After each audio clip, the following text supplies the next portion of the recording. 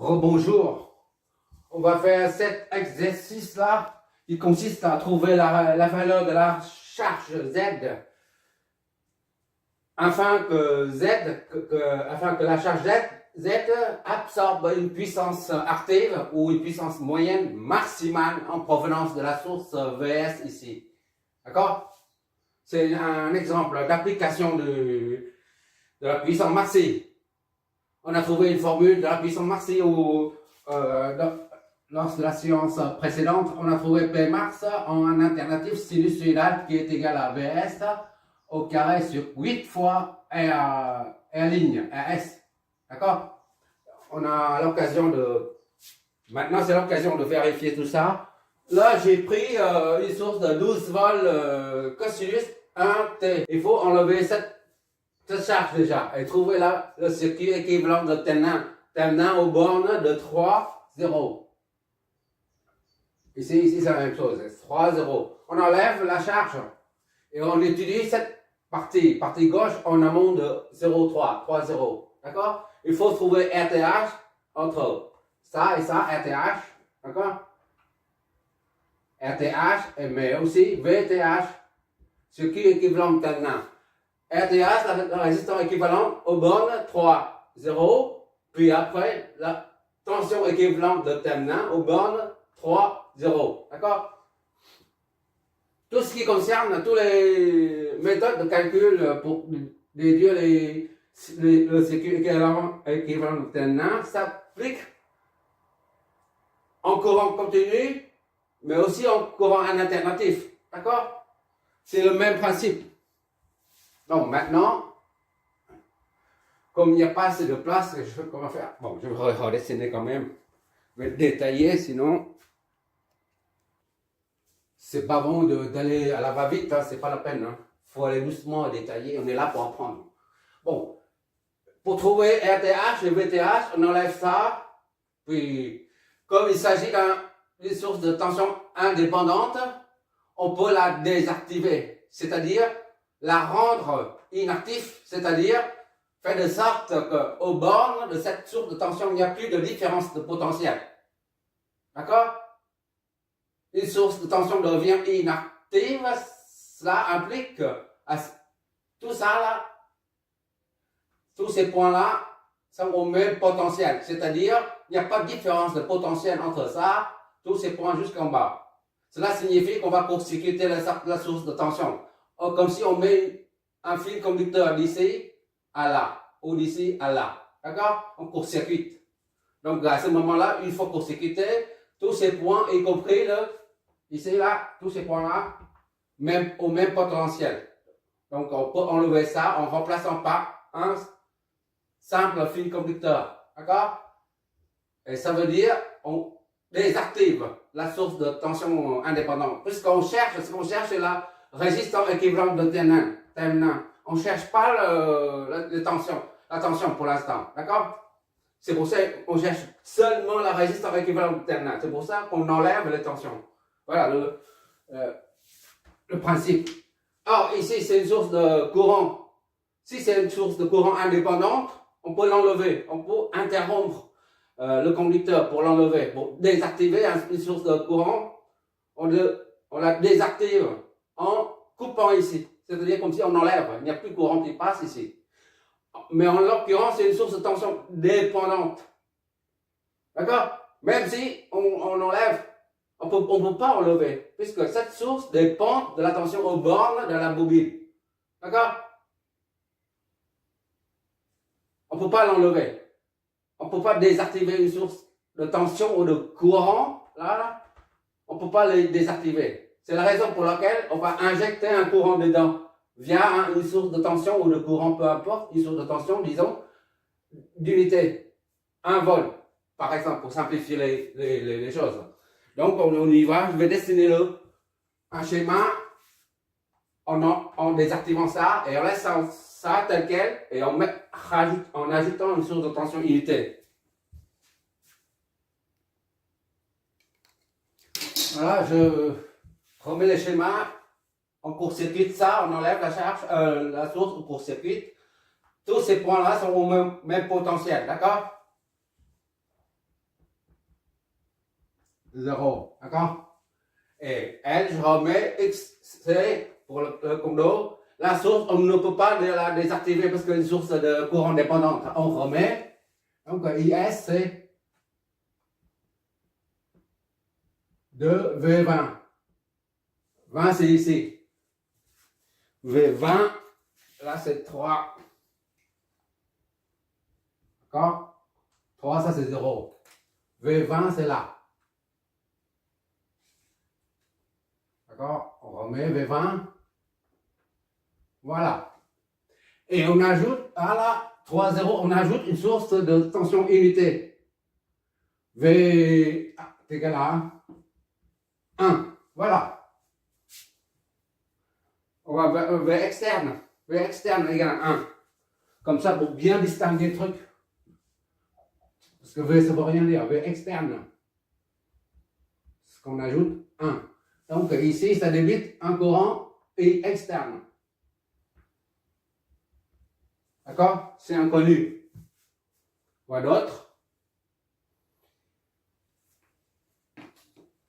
Maintenant, il faut flécher le courant.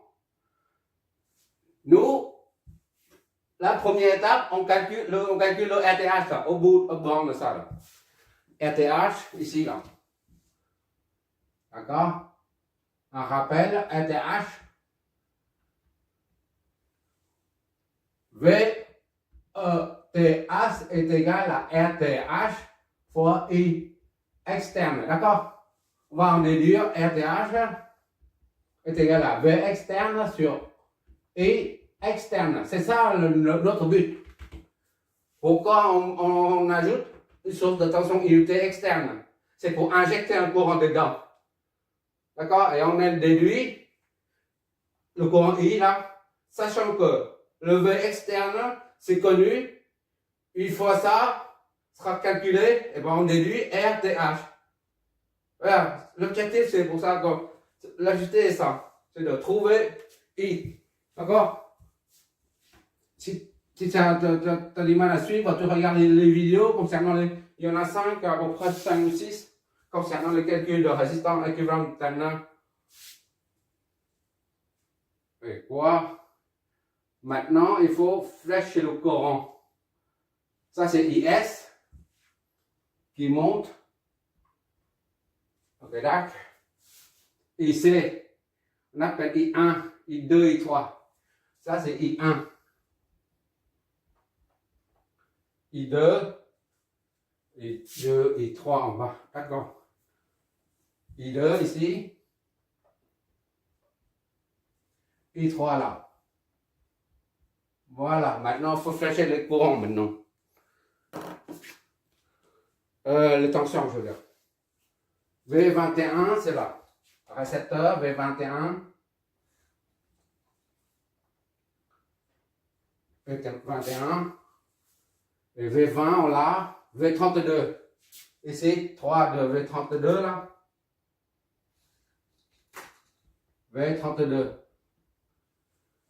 Et là, c'est V30. D'accord? Nous, on cherche. Oh, j'ai oublié. On est en courant alternatif. On met ZTH. D'accord? Au lieu de RTH, on met ZTH. Avec les noms complexes. ZTH. Ici, c'est pareil. ZTH. Au lieu de R. En courant continu, on utilise la lettre R. Ici, on utilise la lettre Z. Voilà. Maintenant, il suffit de calculer pour trouver I et en déduire ZTH. Ok, d'accord? Il va mettre XL, c'est XC aussi.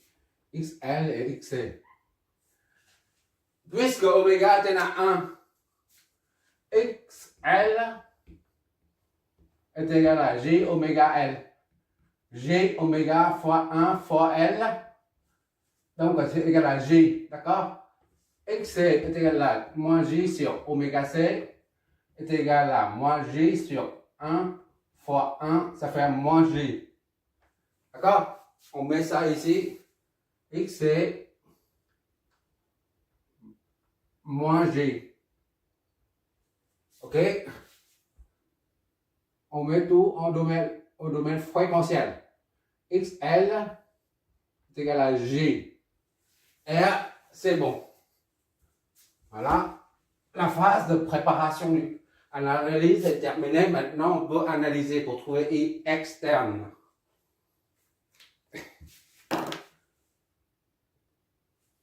V0 est égal à 0. Primo, V0 est égal à 0. On va raisonner en nombre complexe, d'accord? Primo. V1, c'est la même chose que V0. V1 est égal à V0. V1 est égal à 0 également. Deuxième chose, V3, 3 là, c'est 3, 0, d'accord? V3 est égal à V1.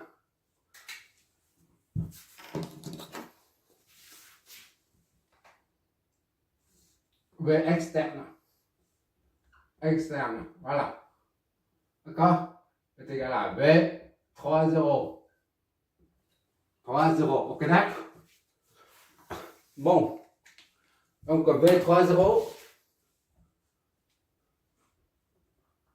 Et puis donc, V 3, 0 est égal à V 3 moins V 0 est égal à V externe. C'est-à-dire V3 moins 0 est égal à V externe, c'est 1. Donc V3 est égal à 1 ou 1, 0 si tu préfères, d'accord?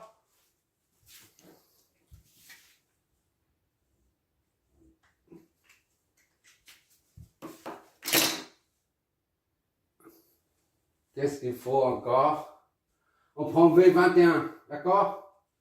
V21 est égal à V2 moins V1.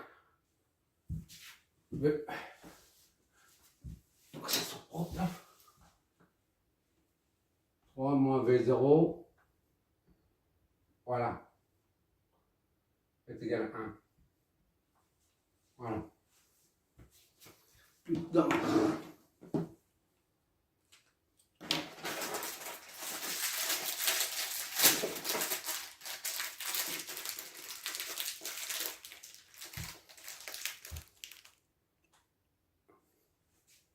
V21. 21 est égal à V2 moins V1. D'accord? R, I2. I2. Donc, I2 est égal à V2 moins V1 sur R. D'accord? V1 est égal à 0 là. Est égal à V2. V2 est inconnu jusqu'à présent. Moins V1 c'est 0. Divisé par R. R c'est 1. V2 sur 1. Soit I2 est égal à V2. Pour l'instant. D'accord? On va appeler ça 1. Voilà. Maintenant V20.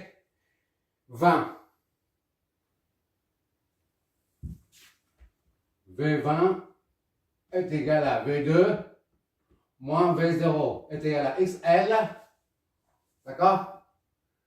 XL, XC, c'est un peu complexe. XL fois I3. D'accord? I3 est égal à V2 moins V0, le tout divisé par XL. D'accord? I3 est égal V2 inconnu moins 0 divisé par XL, c'est J. Donc, I3 est égal à V2 sur J. Deuxième équation.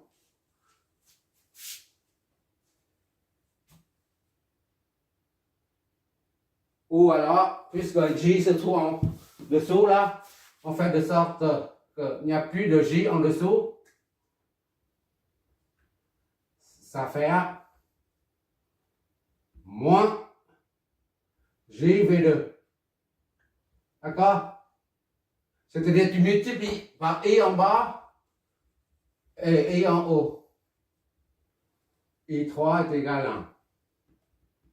V2 sur J et I3 est égal donc à moins JV3, V2. Voilà. D'accord? J en bas, J en haut, ça fait moins JV2. Et enfin, V32. V32. Voilà. C'est cool comme ça, oui. V32. V32. V2 moins V3. V3 moins V2. XT fois I1. I1 est égal à V3 moins V2 sur XC. Ok là? V3 c'est 1 sur 1 moins V2. Ou 1, 0, c'est la même chose. D'accord? V3 c'est ça. V2 c'est inconnu. XC est égal à moins J. Hop là. Qu'est-ce que ça nous donne si on multiplie encore par J? J en haut, J en bas, ça fait 1 moins V2. J en bas, ça fait J au carré, ça fait moins 1 moins, ça fait plus. Donc, I1 et donc est égal à J moins JV2. J moins J fois V2. D'accord? Pour voir la 3. Ok. Qu'est-ce qu'il nous reste? Maintenant, on se sert de la loi des nœuds. Ça, c'est IS. IS. Voilà. La loi des nœuds au niveau du nœud 2, ça nous donne I2 plus I3 est égal à I1. I2 plus I3, je ne sais pas si tu vois, est égal à I1. D'accord? I2 c'est V2. I3 c'est moins JV2. JV2 est égal à I1, J moins J, V2. Ok là? Bon. J moins J, V2. J moins J fois V2. Voilà. Ça, et ça, on simplifie là, ces deux là. D'accord? Il en reste V2 est égal à J. V2 est égal à J. C'est connu.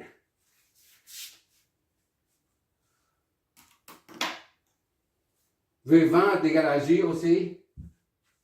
2 ou 20 c'est la même chose. V20 c'est 2 moins 0, 0 c'est 0. Donc V20 c'est V2. C'est égal à V20 aussi. D'accord?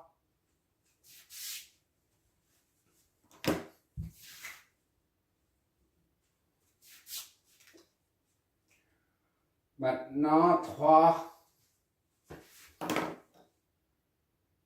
On peut en déduire I1 à partir de 3. Je ne sais pas si tu vois encore là. Dernière ligne. Dernière ligne. À partir de 3 là. I1 est égal à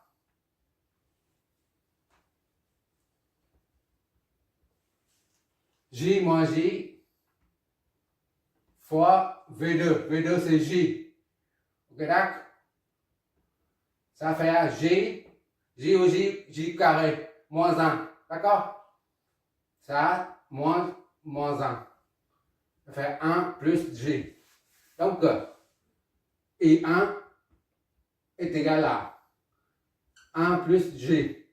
c'est connu. Voilà. Là, tu vois toujours. C'est trop bas. Maintenant, la loi des nœuds appliquée au nœud 3. I externe plus IS est égal à I1 plus IS est égal à I1. D'accord? Ah, j'ai oublié ça. Voilà. Donc, I externe est égal à I1 moins IS. Ok, d'accord? I externe est égal à I1. I1, c'est 1 plus J. Il faut que je m'éloigne de temps en temps, sinon je ne vois pas. Moins IS,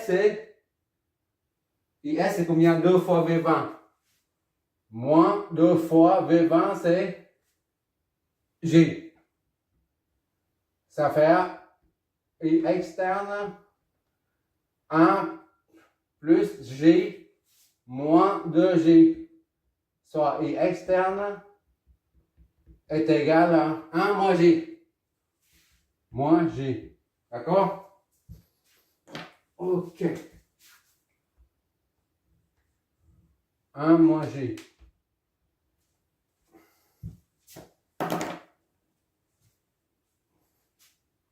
Voilà, maintenant pour trouver ZTH, on a V externe qui est à 1 et externe qui est 1 moins J. À présent, on en déduit à partir de ces deux paramètres l'impédance équivalente de Tenna. D'accord? V externe, d'où V externe, c'est là ZTH fois I externe. D'accord? ZTH est donc V externe sur I externe. Tu peux mettre sans chapeau, c'est sous-entendu. V externe, c'est 1. Tu mets ça si tu préfères. C'est la même chose. I externe, c'est 1 moins J. Qu'est-ce que ça nous donne? ZTH, on va mettre sous deux formes, forme cartésienne et forme polaire. D'accord? À la limite, on n'a même pas besoin de la calculatrice.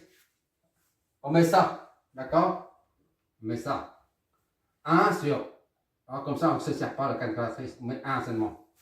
Sur J. D'accord? Et tu multiplies par son conjugué pour faire disparaître le J là.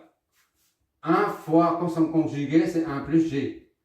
Sur 1 moins J fois 1 plus J. Donc, ça fait 1 plus J, ok, d'accord?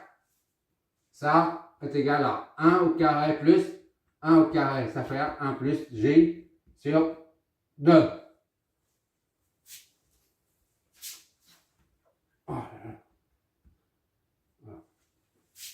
Ça fait ZTH est égal à 1 demi, ça fait 0,5. 1 demi, je mets tout, je fais doucement. 1 demi, J. D'accord?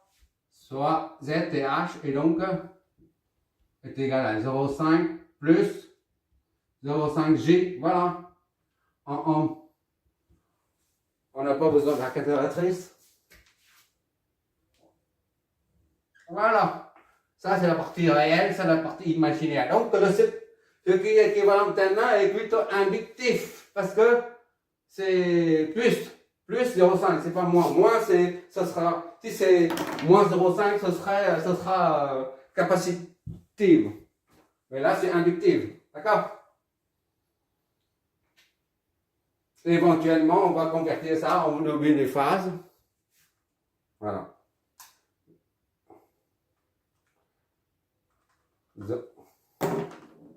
0,5 plus 0,5 J.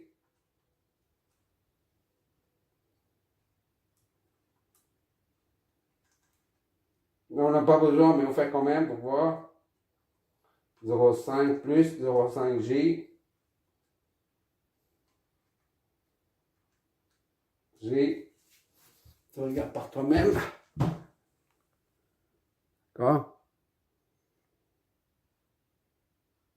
Ça, je mets ça, comme ça. Maintenant je convertis en module de phase. Ça nous donne quoi? Ok, 45 degrés. D'accord? Racine de 2 sur 2 à 45 degrés. On note ça.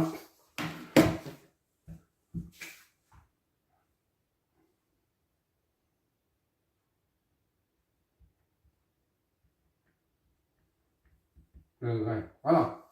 C'est ça. Racine de 2 sur 2, 45 degrés. Ok. Homme. Tout ça, c'est un homme. Homme, c'est la même chose. Voilà. On est en électricité, hein, on met ça, mais pour l'instant, on est en électricité. On a besoin de la pression.